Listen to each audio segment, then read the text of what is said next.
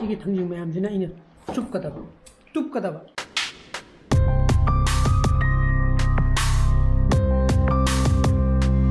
Good morning guys. Welcome back to my channel. मैं अभी न खले यूटी दी तन चागे ना को तन होगी होगा लुगरेगा लेरे को माना पराठा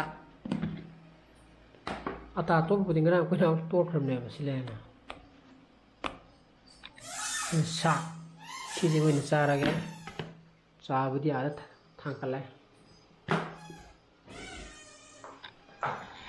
रंग डांग मसी उठी तो बसाने ना हवाई तिंगी में कहीं पिना दो ये मो कोई बा उठी चाहिए ना किनो चौलो आई थोंदो ही तो ये तो तुमने दो को चुकी दो कोई मुंगे ब्रेकफास्ट आप बता कोई हम ना ख्वादी की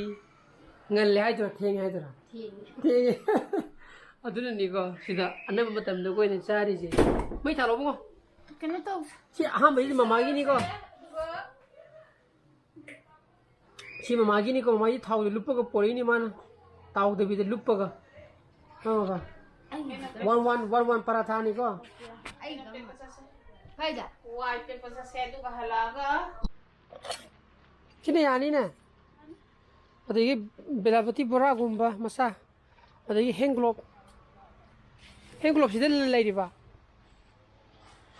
लेट्रगना अमखा दिगी लौनबा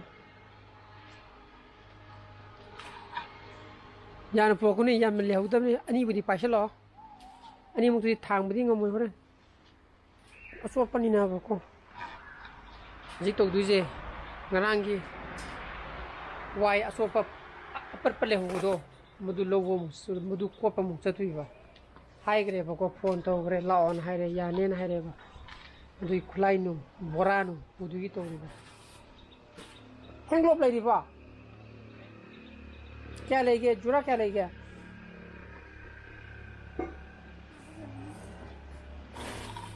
अमखाद लेमगद्रबा कोई पिंग मचू तो ओके ला आई हैंगलोब थिरंगे लेत्रगना ओके दीदी की सर्जिकल ग्लोव तो ना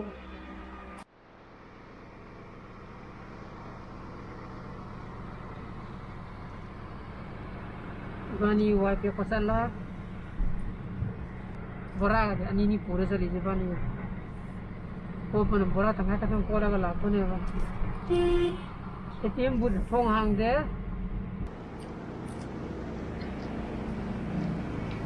क्यों रे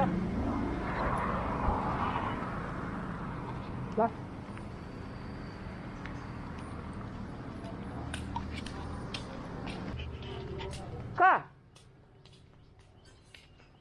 aku bani jom ada phone to gimne au wai ngang ya to bodo modu kita call kena la au khang ka au khang ka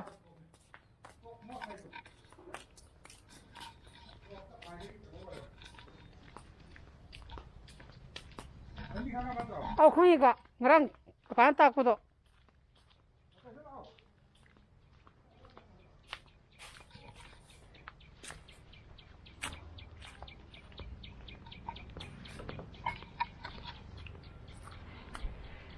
이상하다 봐.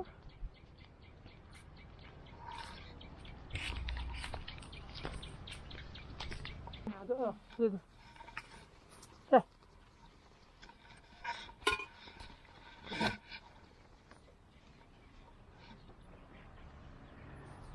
아무 좀 정비야 버려. 그 정비야 버려. 레박 올라본다는.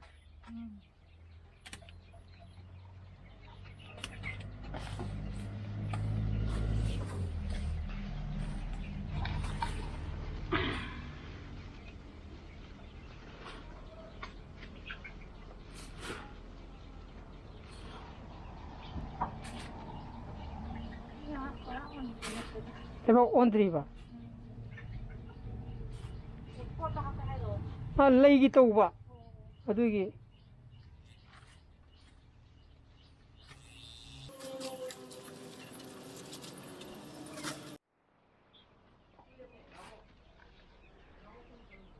ꯉꯁꯥꯏ ꯄꯣꯕ ꯈꯨꯠꯂꯥꯏꯗꯣ ꯑꯗꯨ ꯌꯥꯎꯗꯁꯨ ꯌꯥꯔꯦꯕꯀꯣ ꯈꯨꯠꯅ ꯑꯗꯨꯝ ꯀꯣꯠꯄ ꯌꯥꯔꯦ ꯕꯣꯔꯥ ꯑꯃꯗꯤ ꯊꯝꯖꯤꯜꯂꯛꯑꯦ ꯕꯣꯔꯥ ꯀꯌꯥ ꯄꯨꯈꯤꯁꯅꯣ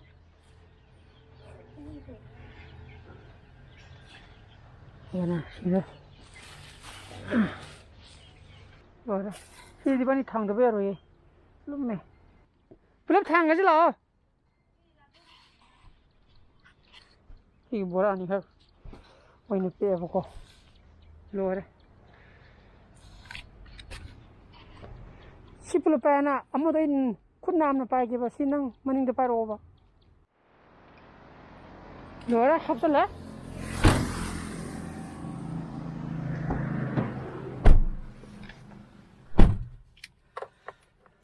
ꯀꯔꯤ ꯐꯥꯎ ꯅꯨꯡꯉꯥꯏꯕ꯭ꯔꯥ ꯍꯥ ꯄꯦꯟꯗꯦꯟꯗꯦ ꯀꯩꯅꯣ ꯄꯦꯟꯗꯦ ꯀꯩꯅꯣ ꯐꯣꯔꯖꯤꯕꯨꯛꯇ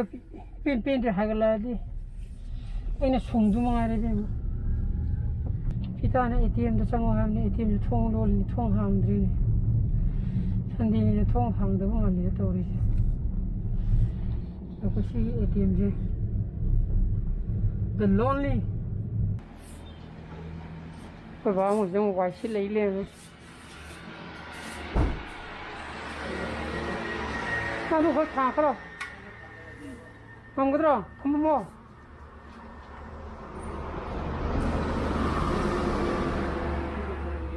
ꯌꯥꯏꯌꯦ ꯁꯤꯗꯤ ꯑꯩꯈꯣꯏ ꯕꯥ ꯑꯣꯏꯅ ꯊꯥꯡꯒꯠꯂꯒꯦ ꯉꯝꯃꯔꯣꯏꯕ ꯑꯩꯅ ꯈ꯭ꯋꯥꯡꯁꯦ ꯈꯔ ꯅꯥꯏ ꯇꯧꯕꯅꯤꯅꯕꯀꯣ ꯈ꯭ꯋꯥꯡ ꯅꯥꯕꯗꯨꯅ ꯃꯔꯝ ꯑꯣꯏꯔꯒꯅꯦꯕ ꯑꯩꯅ ꯋꯥꯈꯠ ꯇꯧꯕ ꯌꯥꯗ꯭ꯔꯤꯗꯣ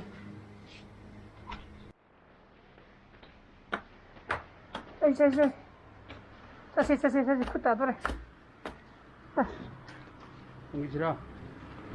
ꯌꯧꯍꯧꯔꯁꯤ ꯑꯥ ꯃꯈꯥꯗ ꯑꯗꯨ ꯂꯩꯗꯣ ꯌꯥꯔꯦ ꯅꯣꯏ ꯌꯥꯝ ꯆꯥꯟꯅꯔꯣꯏꯅꯦ ꯊꯣꯡꯗꯕꯅꯤꯅ ꯑꯩꯈꯣꯏꯒꯤꯗꯤ ꯉꯁꯤ ꯎꯇꯤ ꯍꯥꯎꯋꯦ ꯕꯣꯔꯥ ꯑꯃ ꯇꯧꯔꯒꯕꯀꯣ ꯕꯣꯔꯥꯗꯣ ꯂꯧꯍꯧꯔꯣ ꯅꯪ ꯁꯔꯨꯛ ꯂꯧꯔꯣ ꯍꯪꯒꯟꯈ꯭ꯔꯣ ꯍꯥꯞꯄꯣ ꯑꯩꯈꯣꯏꯗ ꯃꯥꯗꯤ ꯁꯤ ꯁꯤꯡꯖꯨꯗ ꯃꯤꯃꯤ ꯍꯥꯞꯍꯧꯗ꯭ꯔꯦꯅ ꯃꯤꯃꯤ ꯍꯥꯞꯄꯒꯤ ꯇꯧꯔꯤꯕ ꯃꯅꯨꯡꯗꯤ ꯍꯥ ꯌꯥꯔꯦ ꯍꯣꯏ ꯍꯥꯏꯔꯕ ꯄꯣꯔꯣ ꯃꯤꯃꯤ ꯌꯥꯎꯕꯗꯨꯅꯦ ꯃꯥꯅ ꯆꯥꯅꯤ ꯍꯥꯏꯁꯦ ꯏꯆꯧ ꯑꯩꯈꯣꯏ ꯕꯥꯗꯤ ꯎꯇꯤ ꯆꯥꯅꯤꯡꯗꯦꯅ ꯁꯧꯒꯠꯂꯋꯥꯏꯅꯤ ꯃꯥꯒꯤꯗꯤ ꯑꯃꯅ ꯉꯥꯡꯅꯤ ꯌꯨꯝꯗ ꯊꯣꯡꯕ죠 ꯌꯨꯝꯗ ꯊꯣꯡꯕ ꯅꯪꯒꯤꯗꯤ ꯍꯥꯞꯆꯜꯂꯣ ꯀꯤꯁꯃꯤꯁ ꯍꯥꯞꯄꯖꯥꯔꯣꯏꯗ꯭ꯔꯥ ꯆꯠꯂꯣꯏ ꯁꯤꯒꯤ ꯊꯥꯡꯖꯤꯡ ꯃꯌꯥꯝꯁꯤꯅ ꯑꯩꯅ ꯇꯨꯞꯀꯗꯕ ꯃꯣꯏꯗꯤ ꯀꯌꯥ ꯇꯨꯞꯇ꯭ꯔꯦ ꯑꯣꯟꯂꯤ ꯃꯄ꯭ꯔꯥꯡ ꯃꯁꯨꯒꯤꯗ ꯃꯗꯨ ꯈꯛꯇ ꯆꯥꯕꯅꯤ ꯃꯣꯏꯅ ꯃꯌꯥꯝ ꯍꯧꯖꯤꯛ ꯅꯨꯡꯗꯥꯡꯒꯤ ꯄꯨꯡ 6 ꯇꯥꯈ꯭ꯔꯦ ꯉꯁꯥꯏ ꯇꯨꯝꯃ ꯃꯇꯨꯡꯗ ꯆꯥ ꯅꯨꯡ ꯊꯛꯑꯦ ꯊꯛꯑꯒ ꯑꯩꯈꯣꯏ ꯅꯦꯅꯦ ꯍꯣꯏꯗ ꯍꯪꯆꯤꯠ ꯁꯣꯔꯥꯠꯀꯤ ꯉꯥꯏꯍꯥꯛ ꯆꯠꯂꯨꯔꯦ ꯀꯩꯅꯣ ꯃꯩ ꯂꯥꯛꯇ꯭ꯔꯕ ꯁꯣꯔꯥꯠꯀꯤ ꯉꯥꯏꯍꯥꯛ ꯆꯠꯂꯨꯔꯦ ꯑꯗꯣ ꯃꯊꯛꯇ ꯑꯃꯨꯛ ꯀꯥꯈꯠꯂꯤꯌꯦ ꯉꯥꯏꯍꯥꯛ ꯑꯃꯨꯛ ꯒꯥꯔꯤ ꯑꯃꯨꯛ ꯌꯦꯡꯒꯦꯅꯀꯣ ꯁꯤꯁꯤꯅꯤ ꯃꯥꯅ ꯇꯧꯗꯣꯏꯁꯦ ꯉꯔꯥꯡ ꯂꯧꯔꯨꯕ ꯊꯔꯃꯣꯀꯣꯜꯗꯣ ꯅꯪ ꯁꯤꯁꯦ ꯄꯠꯊꯍꯟꯒꯦ ꯍꯥꯏꯔꯣ ꯍꯥ ꯂꯩꯕꯥꯛ ꯍꯥꯞꯈꯤꯗꯨꯅꯦꯕ ꯅꯣꯡꯃꯒꯤ ꯉꯥꯏꯍꯥꯛ ꯃꯊꯛꯇ ꯀꯥꯍꯧꯗ꯭ꯔꯗꯤ ꯅꯨꯡꯉꯥꯏꯇꯕꯒꯤ ꯇꯥꯏꯞꯇꯅꯦꯕꯀꯣ ꯅꯨꯡꯗꯥꯡꯋꯥꯏꯔꯝꯒꯤ ꯉꯥꯏꯍꯥꯛ ꯆꯠꯔꯛꯑꯣ ꯁꯤꯗ ꯀꯥꯈꯠꯂꯒ ꯉꯥꯏꯍꯥꯛ ꯄꯣꯊꯥꯗ꯭ꯔꯒꯗꯤ ꯍꯧꯖꯤꯛꯇꯤ ꯖꯒꯥꯁꯨ ꯂꯩꯇ꯭ꯔꯦ ꯀꯣꯔꯣꯅꯥ ꯑꯣꯏꯒꯦꯔꯥ ꯑꯣꯏꯔꯣꯏꯔꯥ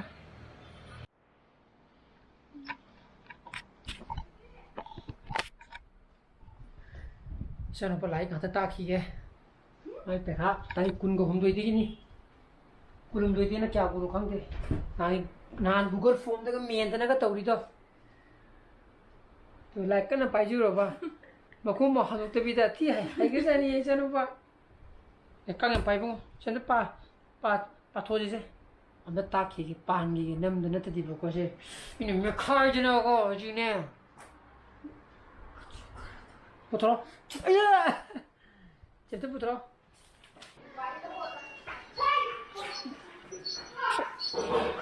ko mai di sida mirabai thola kan ne kan yengi se si song kan ha ha ba de ke ne thobi yi yengi ba mai ji ke de na video calling to chana na ba ne sida ko ba ko ba ni video calling to chana le as sound ji de loi re 상대 스트라이드 비바 공이 video calling to chana le de ko ba ga thobi ga ba so ubring ba so ubring ba so ubra 봐 ba so nang ge ngo 시지 맞지 시지 눈디기 좀 떠고 시자 진짜 나 난 그나나 뭐가 비디오 콜링 또 와야게 너무 원다 차오라게 토마게 폰이 좀 떠고 사나면 해봐 사나대 폰데 동아시 알아봐 비디오 콜링도 많이 언제 내려면 서너버 라이크 떠라가 돌고 간다 보고 그래서 짝피게 자인들이 내 생김이나 그 마디 미라바이 돌고 얘기니 해주러 봐 TV다 걔네들이다 시드는 뒤에 컬러다 컬러 채널다 오케이 ಅದನ್ನ